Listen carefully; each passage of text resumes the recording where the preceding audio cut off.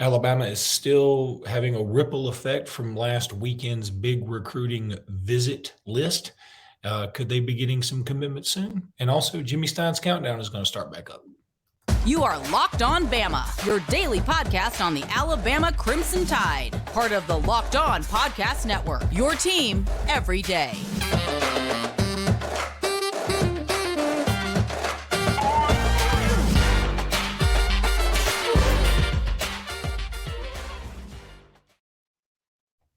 Hey, everybody, and welcome back into Locked On Bama. Luke Robinson, that's me. Jimmy Stein, that's him. Thank you for making us your first listen. We appreciate you guys a ton.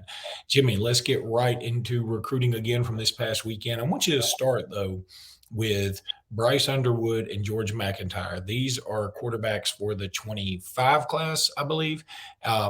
Both of them very good. Both of them highly touted. Both of them will vie for that number one spot.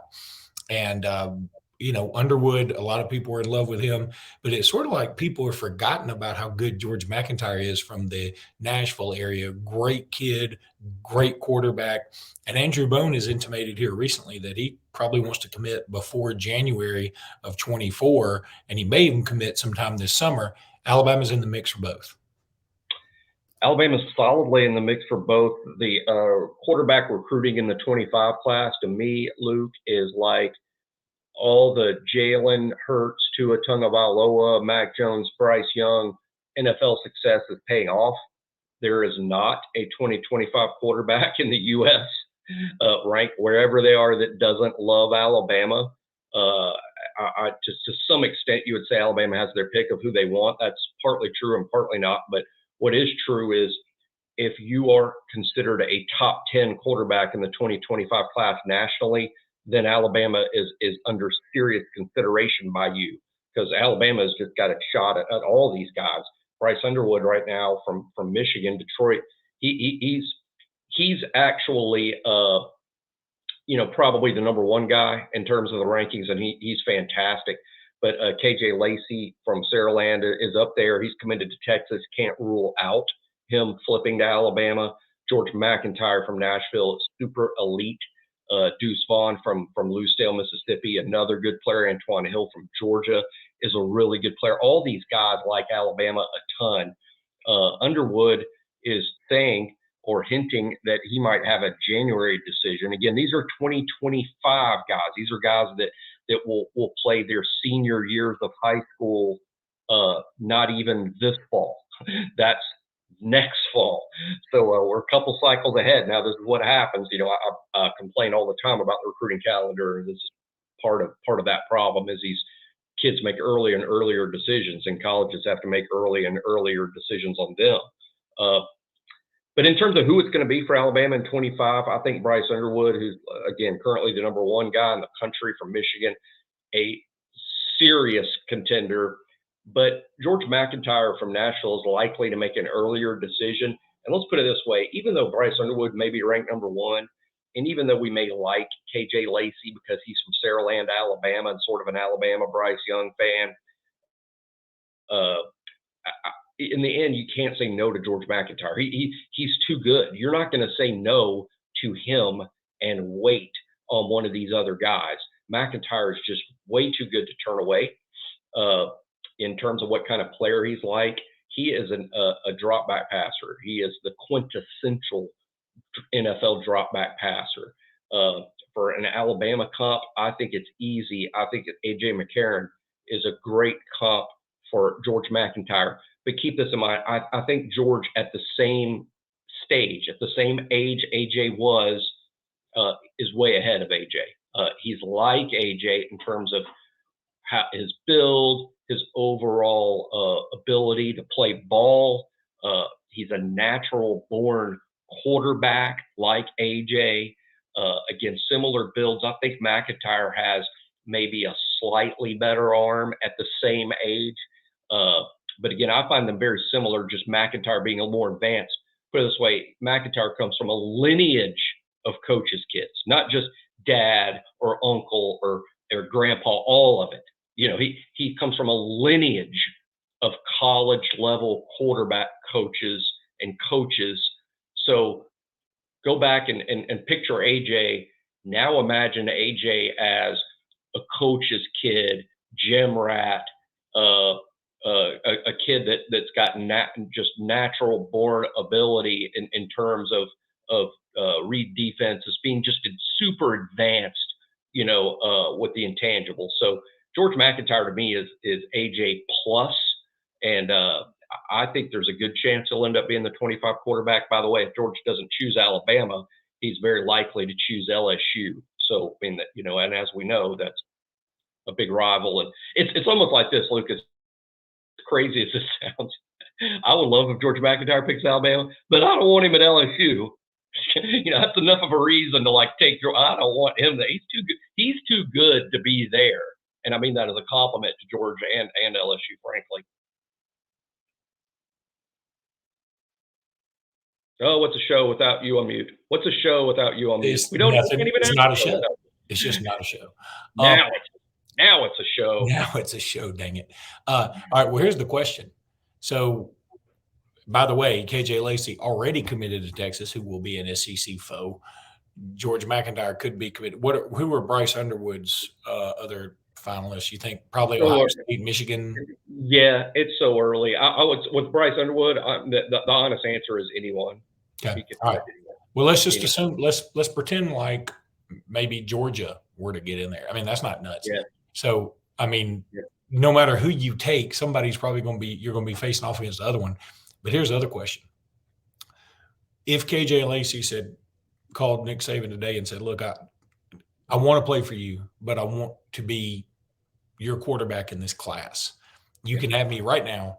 Would you, if you were Nick Saban, take KJ Lacey right now as a surefire, we got him locked up, or would you continue to recruit these other guys? I would take KJ Lacey, and I believe, based on sources close to the program, I think that me and Coach Saban have the same answer here. Yes, I'll take KJ Lacey, but I also think this. I'll just use those three names: KJ Lacey, Bryce Underwood, George McIntyre. First commit, whoever commits. They're just too good. They're too good to turn away. Beating one of them. Yes. I would also, even though I wouldn't quite count them in the same category, I would have a very difficult time myself turning away Deuce Knight and Antoine Hill. I got you. And obviously, they're very, very good players. I'm not sure Deuce Knight and Antoine Hill could commit to Alabama tomorrow and take the Lacey McIntyre Underwood spot. I don't think so, but maybe. I mean, they're good players. I mean, they're going to be in big places. That 25 group is good, and they all love Alabama. And again, where the credit goes to the Jalen Hurts, Tua Tagovailoa, Mac Jones, Bryce Young. I mean, it's really affected the young quarterbacks, and I think we're going to find, Luke, in the 2026 and 2027 cycles, lots of quarterbacks loving Alabama, and it's specifically that. I mean, 1 out of every 8 starting quarterbacks in the NFL this fall will be from Alabama. That's really starting to pay off in recruiting. All right, we're going to talk now about FanDuel, because love me some FanDuel. You love some FanDuel. Everybody loves FanDuel. We're going to talk some more recruiting when we come back. But right now, it's all about FanDuel. This episode is brought to you by FanDuel Sportsbook. It's the official sports book of Locked On. It's the official sports book of Major League Baseball. Make every moment more. Visit FanDuel.com/LockedOn, FanDuel.com/LockedOn. I hope you were on FanDuel last night, and I hope you went against my advice taking the Florida Gators, who took an early lead against LSU, because then LSU comes back and pounds the Gators. And if you were with FanDuel and you took LSU, you made some serious cash. So good work on that. You can bet on futures. You can do so much on FanDuel, and it's so fun. I know it's not available everywhere, but man, you want to be somewhere where it is available, because FanDuel.com/LockedOn is where you want to be. This stuff is just so much fun. I was just in New York. It was all over New York, man, all over New York. FanDuel.com/LockedOn, FanDuel.com/LockedOn. Please go check them out. Support our sponsors, because they support us, and we appreciate them. We appreciate you. It's one big, happy FanDuel Birddogs family around here, and we want y'all in it. So, FanDuel.com/LockedOn is where you want to be. Go check them out.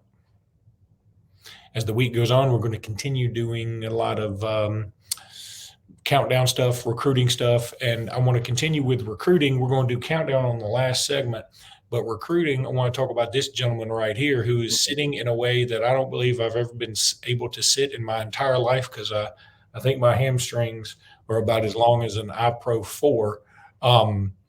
And this is Michael Uinizi? Uini. Uini. Uini. Okay. Uini. That's what we're going with, and I'm pretty sure that's right. All right. Well, tell us about him. He's going to be committing this week. It's down to Alabama, it's down to Georgia, and it's down to Michigan. And apparently nobody knows. Like, seriously. There's so many times in recruiting you say, nobody really knows where he's going to go. And wink, wink, we know exactly where he's going to go. I don't think anybody knows where this cat's headed. That's right. And his commitment date is Friday. Here's the thing, and that might surprise people. Listen, I'm not sure the kid knows, or at least as of yesterday, or if he does know, he hasn't told anyone, including staff. Hey, sometimes you know, sometimes you don't. Here's a kid that's committing Friday. I firmly believe that based on BOL, based on our reporting and interviewing the kid, that at the time he set the commitment date, he didn't know who he was choosing. I think this is a really tough call for him. This is a big offensive tackle from Texas. He's elite.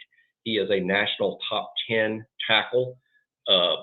He could go pretty much anywhere. As narrowed it down to Alabama, Georgia, and Michigan. I think it's kind of odd that a tackle from Texas doesn't have the Longhorns or the Aggies as a finalist. But he's certainly good enough to play anywhere. Again, a big, long arm, very athletic tackle. If you can commit to Alabama, Georgia, or Michigan, keep in mind Michigan is sort of owning the Joe Moore Award lately. I think they won it last year, might have won it 2 years in a row. I mean, their offensive line has been totally outstanding 2 years in a row, and that reputation gets out big time. True. I got to cut you off just for a second. I'm trying not to, but that is true. But when you're blocking Elmore County, Gordo, again, not slandering Gordo. There is no Gordo slander on here. Just their schedule is so bad. Yes, their offensive line looks pretty good, but when they get in the playoffs, guess what? They lose. Yeah, lost to TCU, and but anyway, they have a big reputation with offensive linemen right now. I think, here's my guess. I'm going to guess that Uini is going to pick Georgia on Friday. But when I say guess, that is a guess. It is not based on intel. It's based on, I think this is going to be Georgia, but it could easily be Alabama. And if so, it would be cause for celebration, no doubt. I mean, this is a big-time tackle. We've got to recruit better at the line of scrimmage. It's one of the things that I think is important for the program right now, is we need to get a little better up front on offense and defense. And this would be, this guy is a problem solver in that area. Big-time kid, like I said, a top 10 tackle nationally, might even be a little better than that. Good intangibles too. Smart kid, hardworking. This is a kid you want, and it could happen. That's why I'm bringing it up. I would, if I thought this kid was going to Georgia, we'd be talking about something else. But this could be Alabama. It's definitely worth watching, and just watch the show the rest of the week, and hopefully we'll get better intel at BOL and a Locked On Bama, and we'll hopefully know before Friday, or at least be able to give hints. But as of right now, this is just one of those dramatic things. And hey, what's more fun than recruiting drama? Man, 2 mutes on one show. Man, that means we're kicking butt. See, for other shows, that would be like a goof or some sort of glitch. But at Locked On Bama, it's like that means it's double like the show. bonus episode. Okay, that's so stupid. It'll be like people's favorite episodes. It'll be like, remember that time Jimmy dropped his phone in the garbage can? Remember the time Luke muted twice? The time you dropped your phone in the garbage can, I would have given anything. Please, 8-pound, 3-ounce baby Jesus, let us go back to that time and give us YouTube again, because that would have been awesome. But anyway, a lot of people don't know what we're talking about. I do want to spend the last little bit of this segment talking about the SEC schedule for basketball that's released, about who they do something funky every year. You got 3 rotators that you play every year. And then I'm going to look at who Alabama's got. I mean, this graphic didn't turn out as big as I want it to be, but regardless, Alabama's got Arkansas at home, Auburn at home, Florida at home, LSU, Mississippi State, Missouri, South Kakalaki, Tennessee, and A&M all at home. So the rotators will be at Auburn, at Tennessee, and at Mississippi State too. So those are the three teams. Well, and LSU. I guess they're 4 rotators. I thought there were only 3, but I guess they're 4 rotators. And then Alabama also on the road will play Vanderbilt, which is, frankly, it's a house of horrors usually, but I think we've done okay there as of late. At Vandy, at Ole Miss, no telling what they're going to look like with Chris Beard, and they've got a whole new roster. At Kentucky, we don't know exactly what Kentucky's going to be like right now. So, I mean, I'm not like super frightened of that, but Rupp's obviously one of the toughest places in the country to play. And boy, we got Florida at home too. Maybe you have 5 rotators. I screwed that up pretty badly. Regardless, Alabama will be playing Florida and at home and away. And again, I'm okay with that. Florida is not certainly setting the world on fire. Overall, though, I'd say, only having Kentucky once is a help, but not having Kentucky and Tuscaloosa. I haven't looked at everybody else's schedule, but I looked at Auburn's. Theirs is easier than ours. That's okay because I feel like whether or not they say this, I think this is true.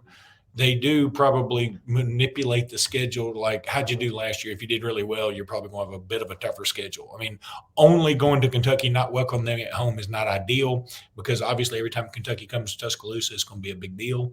I'm fine with having a tough schedule because our other conference is tough too. I'm fine with it all. I don't care because none of it really seems to matter until you get in the tournament because it's funny. I had the Locked On Razorbacks guy talk to me the other day and tell me, I don't know why Alabama fans think their program's good. I'm like, because we've won 4 SEC titles in 3 years and made it the Sweet 16 twice. He goes, yeah, but you can't get out of the Sweet 16. I was like, okay, but that's not the only criterion for being good. I know you guys think you've been great because you got the Elite 8, 3 straight years, and that's awesome. But you didn't pee a drop in a regular season. So, I mean, tell me which one you'd rather have. I'd rather have our situation, but I understand to each his own. But, Jimmy, what do you think about this schedule? I think that it's extremely fair, and I didn't look at it and think it was particularly onerous. I mean, in terms of how it could have been, I think it's just a very fair. Obviously, it's tough. It's the SEC. It's a good basketball league. Everybody's pretty good. You got to play 9 road games, and you can't pick out 9 easy road games. Easy road games just don't really exist in this league at all. But overall, it's pretty good. Just myself personally, whenever we get a basketball schedule, is the way I look at things every year. First of all, are we going to be great, good, or bad? And I think this year, we're having a ton of turnover. I do rule out being bad just because Nate Oates' teams haven't ever been bad. Even year one, they weren't bad. So Alabama's going to be great or good. And then I look at the road games, and I'm like, if you're only good, not great. If you're only good, what road games look impossible? And I only count about 3 or 4 that I think are, long shots to win. That like at Tennessee, that's going to be tough. At Kentucky is going to be tough. They do have a couple of veteran guys from the portal they're bringing in, mixed with again another top class with 2 or 3 freshman lottery pick-looking dudes. I think at Kentucky, at Tennessee, at Auburn, it's really hard to win over there. They're a good team, and that environment is crazy. So I see a manageable schedule. If this team is good, I think they can win quite a few SEC games, and if they're great, they can win a bunch again because the schedule's just not. Well, we're not playing the 9 best SEC teams on the road, and sometimes it feels that way. So I think it's fair, and we'll see. It's going to be helpful if we add at least 1, if not 2, quality kids from the portal late. That will help shape this roster. God, there's a point guard available named Javon Quinterly. Maybe we can get in on him. All right. Let's think about it. People think it's no big deal that Quinterly left.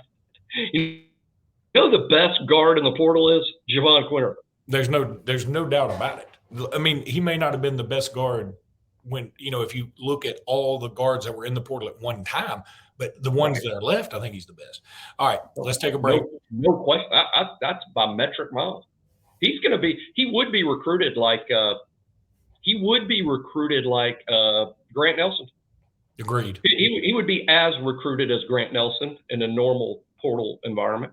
But as we've already determined, there was probably some tampering involved, and he's probably already headed somewhere. So that's at least that's our belief. Here, I watch for Seton Hall or Miami or Memphis. Yep.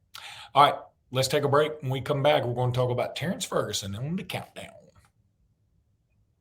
And we're back.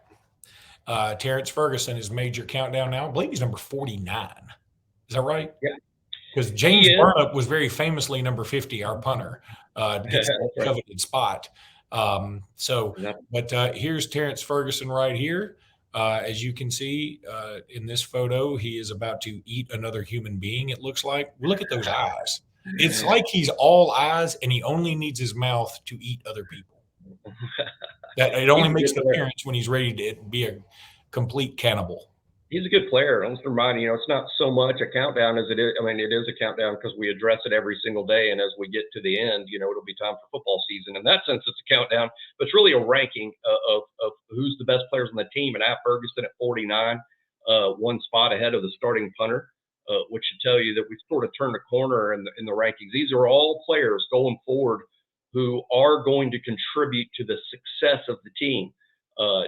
TJ Ferguson, he is a second-team guard that I think is pushing to be a starter. I'm not predicting he's going to be a starter or projecting that he is, but this is true. He is pushing the starter. Right now, the starter, his position is Darian Dalcourt. I don't believe Dalcourt's position is safe, in part because Ferguson's good. This was a big-time prospect. I think people forget because Tommy Brockermeyer was so highly regarded coming out of high school. People forget how highly regarded Ferguson was, but got off to what I would say a typical adjustment for a lineman and redshirted and didn't do much in year one after the redshirt. Wasn't even with the twos just yet. But each year, it's a developmental sport. And what's great about TJ is, Luke, he shows up and then he's better in year two, and now he's better in year three. I think he's probably good enough to play, probably good enough to start now. But really, the year for TJ to me is next year. I think that's when we'll get the real Terrance Ferguson experience. And this year, playing with the twos, playing in end-of-game situations, maybe playing a few snaps, and if Darian bangs up his ankle or something, and TJ's got to come in for a few snaps, stuff like that can really help you improve when you get thrown into the fire a little bit, even if just for a few snaps. So he's the second-team guard, but to me, Luke, there's a difference between a backup player and a future starter. And to me, as of today, I think Ferguson has future starter written all over him. I love the Terrance Ferguson experience. I've been listening to a lot of yacht rock. I feel like that's a song that, should have been written. Yeah. She's Rich and I'm Not, brought to you by the Terrance Ferguson experience.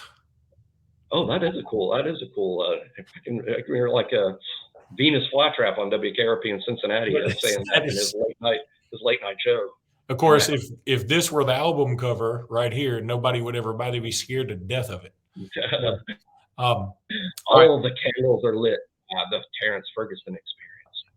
KRP. I think I saw him in Oak Mountain a couple of years ago. Anyway, that's going to do it for today. We will be back tomorrow with more countdown stuff, more recruiting stuff, more stuff. And until then, roll tide, everybody. Roll tide.